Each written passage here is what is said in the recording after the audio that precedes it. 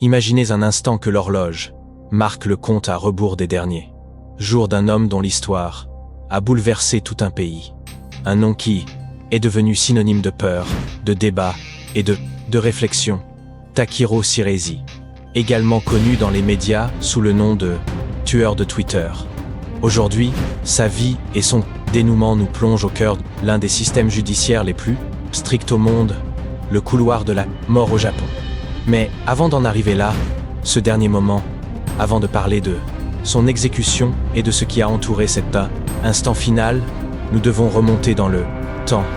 Nous devons comprendre qui il était, ce qui l'a rendu si mémorable, et pourquoi le Japon a pris une décision aussi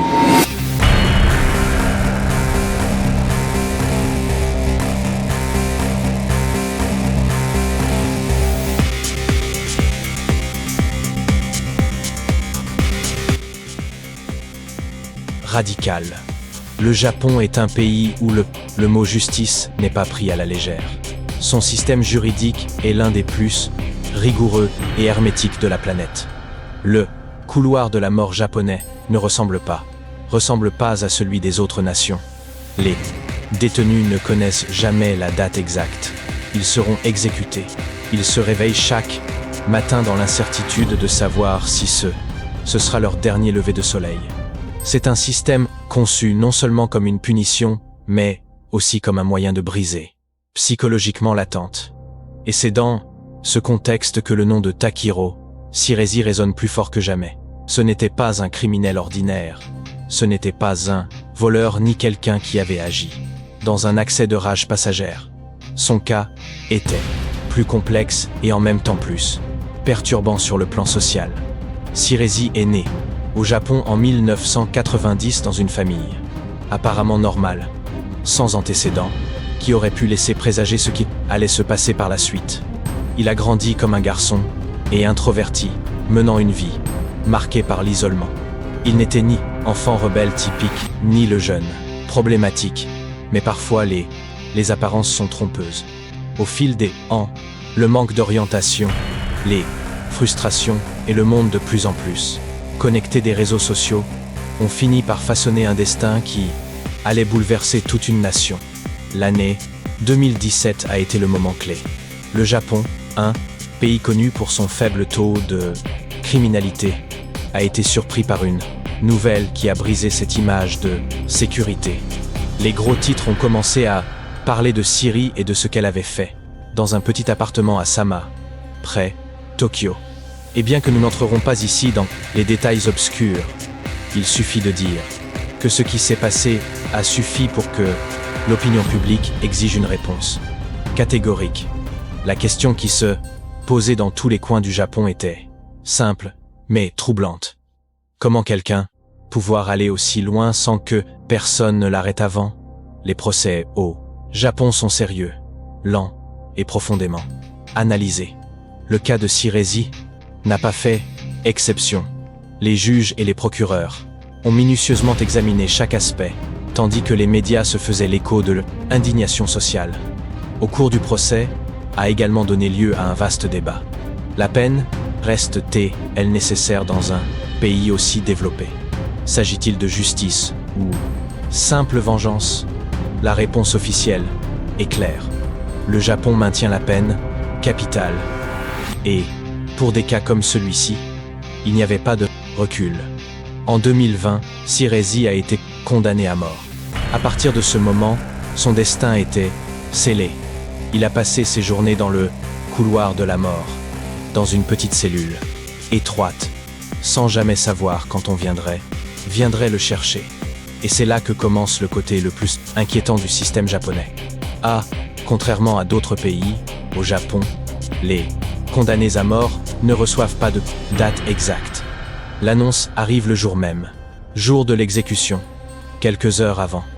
L'objectif est de maintenir l'ordre, d'éviter le chaos et réduire la possibilité que le prisonnier tente quelque chose de désespéré.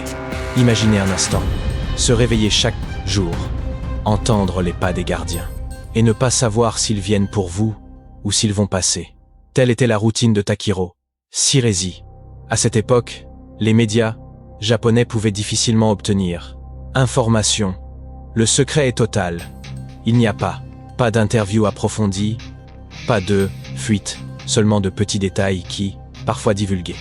L'un d'entre eux, et peut être le plus commenté dans le monde entier, est celui du dernier repas. Au Japon, les prisonniers condamnés ont le droit de demander un dernier plat avant leur exécution. Ce n'est pas toujours. Les caprices coûteux sont satisfaits, mais on leur laisse une marge de choix raisonnable. Ce geste devient, en symbole, le dernier moment de humanité avant la fin. Qu'a demandé Shirezi? Quel a été son dernier choix? Nous le découvrirons dans les prochains chapitres. Mais au-delà de ce détail, ce qui a vraiment attiré l'attention, c'est l'ambiance qui régnait dans la prison au cours de ces derniers jours. Alors qu'en Occident, on discute des droits de l'homme et de l'esprit, impact psychologique de la peine de mort.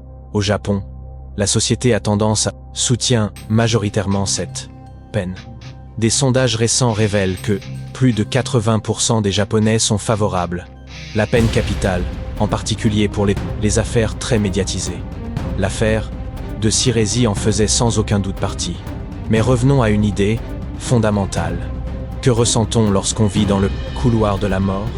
Ceux qui ont étudié le système japonais décrivent comme une expérience de silence constant. Les cellules sont petites, l'isolement est presque absolu, et les heures passent lentement, interminables.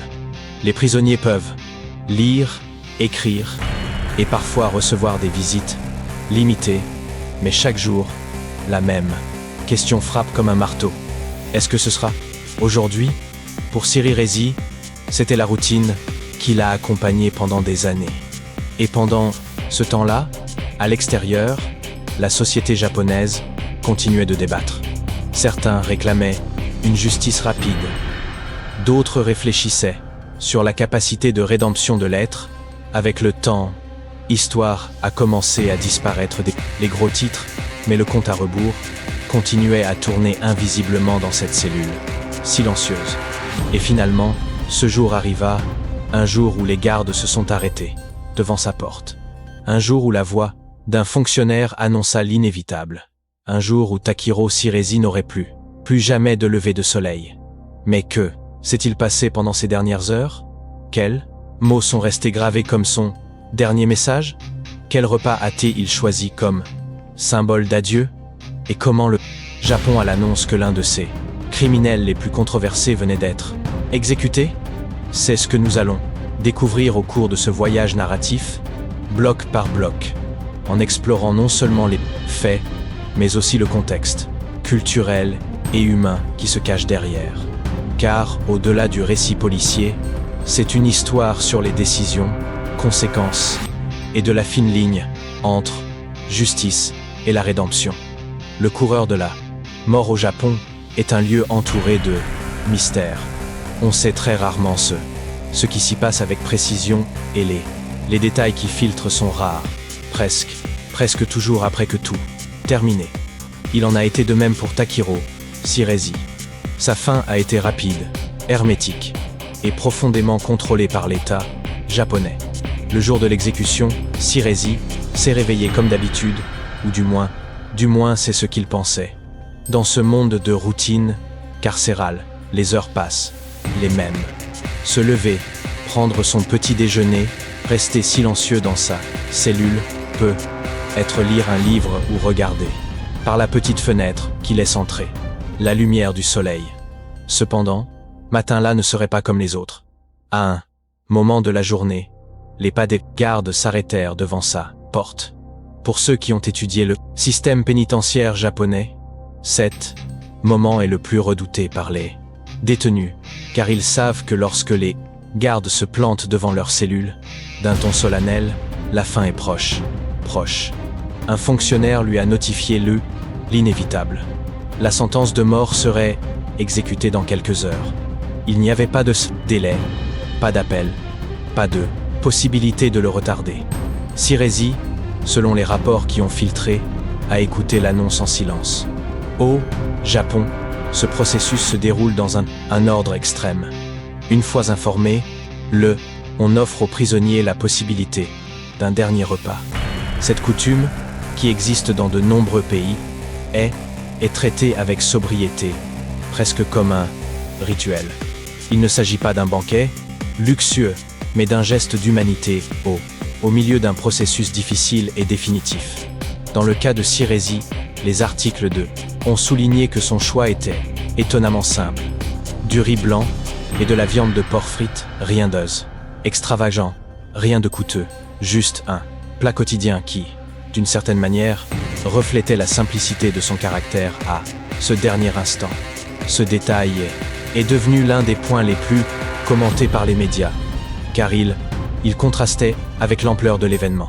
C'était comme si, finalement, un homme dont histoire avait été si controversée, choisissait de faire ses adieux avec quelque chose de si commun, si normal, si humain.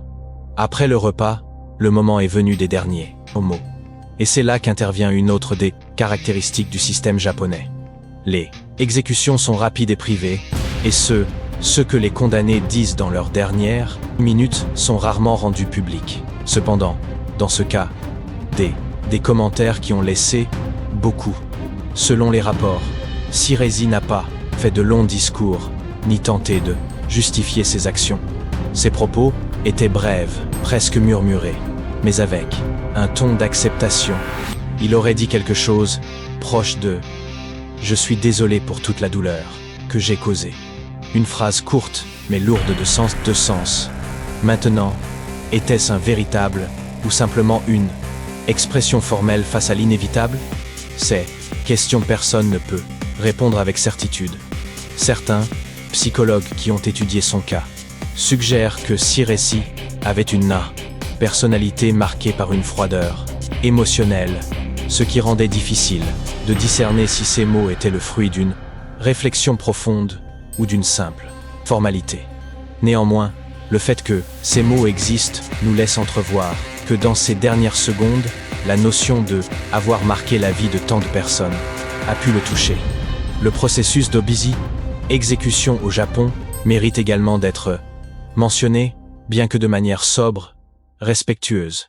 Contrairement à d'autres pays, où il existe de longs recours et une large couverture médiatique, au Japon, il effectué de manière discrète, sans caméra, sans public et sans couverture en direct. Tout se déroule dans une salle fermée, présence des seuls fonctionnaires du ministère de la Justice. La méthode est l'une des plus anciennes, l'orca. Il s'agit d'une procédure rapide conçue pour éviter de prolonger les souffrances. Une fois exécution de la sentence, le corps est retiré et remis à la famille si elle le souhaite. La nouvelle de l'exécution de Siresi a été confirmée quelques heures plus tard par le ministère de la Justice. Il n'y a pas eu de communiqué officiel ni de conférence de presse interminable. Seulement une déclaration sobre, la sentence avait été exécutée. Cependant, l'écho a été immédiat. Les médias japonais ont commencé à diffuser l'information et la société s'est une fois de plus divisée en opinions. Pour beaucoup, il s'agissait d'un acte de justice, une conclusion définitive, une affaire qui avait suscité tant d'indignation. Pour d'autres, c'était une preuve de la sévérité d'un système qui ne laisse aucune place à la rédemption. Les images de télévision montraient des journalistes rassemblés devant le ministère de la Justice, rapportant la nouvelle avec le même respect que le Japon traite ces questions. Il n'y avait célébration ni manifestation de curiosité, seulement un ton sérieux et solennel, car la peine, même pour ceux qui la soutiennent, est considérée comme un acte grave et transcendant. Et pendant ce temps, le monde observait. Les médias internationaux ont relayé l'événement, rappelant une fois de plus qui était Siresi et ce qu'il avait fait. Les réseaux sociaux se sont remplis de commentaires de toutes sortes, certains se réjouissant que justice ait été rendue, d'autres se demandant si les exécutions résolvaient réellement quelque chose. Final, au-delà de la polémique, vrai est que le chapitre Takahiro Siresi était désormais clos. Ces dernières heures ont été marquées par un repas simple, quelques mots brefs, un adieu silencieux. Mais l'histoire ne s'arrête pas là, car le plus Important n'est pas seulement la façon dont il est mort, mais ce qu'il laisse derrière lui. Le cas de Sira a ouvert de profonds débats au Japon. Au-delà, débats sur le rôle les réseaux sociaux, sur la solitude qui peut conduire à des décisions terribles, sur la pertinence de la peine de mort au XXIe siècle. Au Japon, la majorité de la population soutient encore cette peine, la jugeant nécessaire dans les cas extrêmes. Cependant, les organisations de droits de l'homme continuent de faire pression pour qu'elle soit supprimée, arguant que aucun système judiciaire n'est infaillible, que la vie humaine ne doit pas être décidée entre les mains de l'État. Quelle que soit la position, le fait est que l'histoire des Takiros et nous rappelle jusqu'où l'esprit humain peut aller, et montre également comment chaque pays est confronté au dilemme de la justice. L'exécution a clos l'affaire, mais a ouvert la porte à de nouvelles réflexions. Des réflexions qui transcendent frontières et qui, d'une manière ou d'une autre, nous invitent à réfléchir à ce que signifie vivre, décider et assumer les conséquences. Dans les prochains blocs, nous continuerons à explorer ce thème sous un angle encore plus profond. Que représente culturellement la peine de mort? Japon? Pourquoi la société japonaise, contrairement à d'autres, continue de la soutenir et quelles leçons peut-on tirer de la relation entre justice, société, humanité? Parler de la peine de mort au Japon, c'est aborder un sujet qui suscite des émotions intenses tant à l'intérieur qu'à l'extérieur du pays. Ce qui s'est passé, Takido Sirire n'a pas seulement été la clôture d'une affaire judiciaire, mais aussi le début d'un débat renouvelé sur le rôle de cette peine dans une société moderne. Le Japon est l'un des rares pays développés qui maintiennent encore la peine capitale comme partie intégrante de son système judiciaire. De plus, la est appliquée avec une régularité qui surprend de nombreux observateurs internationaux. Alors que l'Europe a complètement aboli la peine de mort et que l'Amérique compte de moins en moins de pays la maintiennent, le Japon la défend fermement. Les sondages révèlent un fait révélateur. Environ 80% de la population soutient la peine capitale. Ce soutien majoritaire est profondément ancré dans la culture du pays. Le Japon est une société où l'ordre, la discipline et le respect de la vie communautaire sont des valeurs fondamentales. Lorsqu'une personne rompt cet ordre de manière extrême, comme dans le cas de Siresi, la réponse sociale a tendance à être tout aussi extrême. La justice doit être sans appel. Le cas de Siresi, en particulier, a été un catalyseur. L'ampleur de ces crimes a suscité l'indignation dans tout le pays. Les médias l'ont surnommé le tueur de Twitter, soulignant comment il avait utilisé les réseaux sociaux pour approcher ses victimes. Ce détail a encore plus l'inquiétude car il a mis en évidence la vulnérabilité des jeunes dans un monde hyper connecté. Pour de nombreux parents, au Japon, cette affaire a été un véritable cauchemar, devenu réalité.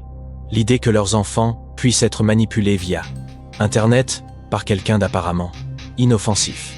C'est pourquoi la société a soutenu presque sans faille condamnation à mort de Siresi. Il ne s'agissait pas seulement de punir un individu, mais d'envoyer un message clair. Certains actes n'ont pas leur place dans une société qui valorise l'harmonie. Cependant, tout le monde n'était pas d'accord. Les organisations internationales de droits de l'homme telles qu'Amnesty ont réagi immédiatement après l'exécution. Leur communiqué était ferme. Le Japon devait abolir la peine de mort car considérait qu'il s'agissait d'une peine cruelle, irréversible et contraire à la dignité humaine. Pour ces organisations, aucun crime, aussi terrible soit-il, ne justifie que l'État prenne la vie d'une personne. Ce contraste entre l'opinion japonaise et l'opinion internationale a ouvert un débat très intéressant. À l'étranger, en particulier dans les pays européens, le cas était observé avec étonnement. Ils ne pouvaient pas comprendre comment une nation aussi avancée sur le plan technologique, avec un niveau d'éducation et un niveau économique élevé, pouvait encore maintenir une peine aussi drastique. Pour eux, l'affaire Siresi était la preuve que le Japon devait évoluer en matière de droits de l'homme. Mais au Japon, le point de vue était différent. Pour la majorité des citoyens, l'exécution représentait un acte de justice et de respect envers les victimes et leurs familles.